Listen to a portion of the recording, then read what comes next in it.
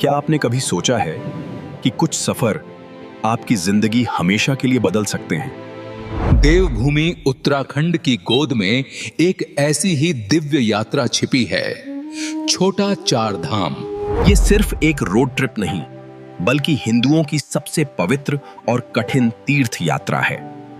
लाखों लोग हर साल इस मोक्ष के रास्ते पर चलते हैं, लेकिन यहाँ पहुँचना सबके बस की बात नहीं।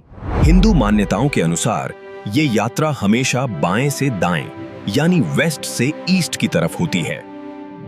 तो चलिए हमारे साथ इस रूहानी सफर पर, जहां सबसे पहला पड़ाव है यमुनोत्री। माता यमुना का उद्गम स्थल। ये सूर्य देव की बेटी और यमराज की बहन है। जानकी चट्टी से शुरू होता है 6 किलोमीटर का ये खूबसूरत लेकिन थका देने वाला ट्रैक। रास्ते की थकान और दर्द यहां आने की श्रद्धा के आगे बिल्कुल छोटे लगते हैं। मंदिर पहुंचते ही दर्शन होते हैं सूर्य कुंड के। बर्फीली ठंड में एक उबलते पानी का चश्मा। भक्त यहां कच्चे चावल कुंड में डालते हैं, जो पककर दिव्य प्रसाद बन जाता है। माता यमुना के दर्शन करते ही लगता है जैसे आत्मा की सारी मैल धुल गई हो। कहा जाता है यहां स्नान करने से इंसान को अकाल मृत्यु का भय नहीं रहता।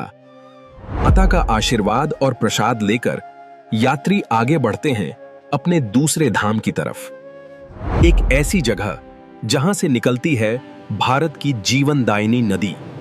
स्वागत है गंगोत्री में। गंगोत्री, वह पवित्र स्थान जहां गंगा भगीरथ की तपस्या के बाद पृथ्वी पर अवतरित हुई। यहाँ गंगा को भागीरथी कहा जाता है। इसका वेग और शोर आपके रोंगटे खड़े कर देगा। 18वीं सदी में जनरल अमर सिंह थापा ने इस खूबसूरत मंदिर का निर्माण करवाया था। हड्डियां जमा देने वाले पानी में डुबकी लगाना किसी चमत्कार से कम नहीं है। नदी में एक जलमग्न शिवलिंग है। यही महादेव ने गंगा के वेग को अपनी जटाओं में रोका था। गंगा का असली उद्गम स्थल गौमुख ग्लेशियर यहां से 18 किलोमीटर आगे एक कठिन ट्रेक पर है। शाम की आरती में भक्तों की श्रद्धा इन जगमगाते दियों के रूप में बहती है।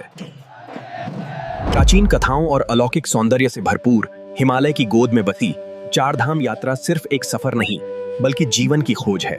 केदारनाथ धाम 11,755 फीट की ऊंचाई पर स्थित सबसे कठिन और ऊंचा धाम। गौरीकुंड से शुरू होता है 21 किलोमीटर का लंबा ट्रैक। ये सफर आपकी हिम्मत टेस्ट करता है। ऑक्सीजन कम होती है, पैर दर्द करते हैं, पर हर हर महादेव किसी को रुकने नहीं देता। 2013 की भयंकर त्रासदी भुलाए नहीं भूलती, पर उस रात एक चमत्कार हुआ था। ये विशाल भीमशिला पानी के साथ आई और तबाही को 2 हिस्सों में बांट दिया। यहाँ शिवलिंग एक तिकोने पत्थर के रूप में है, जो भगवान शिव के बैल रूप का पिछला हिस्सा है। यहाँ की ऊर्जा इतनी शक्तिशाली है कि एक नास्तिक भी भगवान को महसूस करने लगता है। रात के सन्नाटे में बर्फीले पहाड़ों के बीच केदार घाटी किसी और ही दुनिया की लगती है।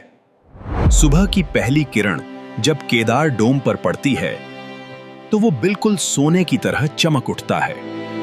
वक्त के साथ यहां आना आसान हुआ है, पर महादेव के दर्शन किस्मत वालों को ही होते हैं। हमारे दिलों में शिव की इस अपार ऊर्जा को समेटे हुए हम अपने अंतिम धाम की ओर बढ़ते हैं। बद्रीनाथ धाम, विष्णु भगवान का विश्राम स्थल। ये आखिरी और सबसे पावन पड़ाव है। बद्रीनाथ धाम नर और नारायण पर्वतों के बीच स्थित भगवान विष्णु को समर्पित है। दर्शन से पहले भक्त तप्त कुंड में स्नान करते हैं। उबलता पानी दिमाग शांत कर देता है। गर्भगृह में बद्री नारायण की शालिग्राम मूर्ति है, जिसे आदि शंकराचार्य ने स्थापित किया था। विष्णु जी को ठंड से बचाने के लिए माता लक्ष्मी ने खुद बद्री पेड़ का रूप लिया था। मंदिर से कुछ दूर है माणा गांव, जिसे भारत का आखिरी गांव भी कहा जाता है।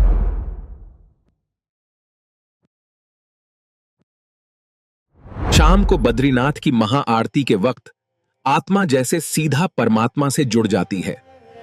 यहाँ आकर इंसान अपने सारे दुख भूल जाता है और उसको सच्चे मोक्ष की अनुभूति होती है। 392 सेकंड्स भी कम हैं इस दिव्य यात्रा का एहसास बयां करने के लिए। सिर्फ एक फिजिकल जर्नी नहीं, बल्कि एक ऐसी स्पिरिचुअल। अगर ये वीडियो देखकर आपके भी अंदर भोले और नारायण का बुलावा आया है तो इस वीडियो को अपने दोस्तों के साथ जरूर शेयर करें और कमेंट में जय बद्री केदार लिखना ना भूलें। ऐसी और आध्यात्मिक यात्राओं पर जाने के लिए हमारे चैनल को सब्सक्राइब करें। हर हर महादेव।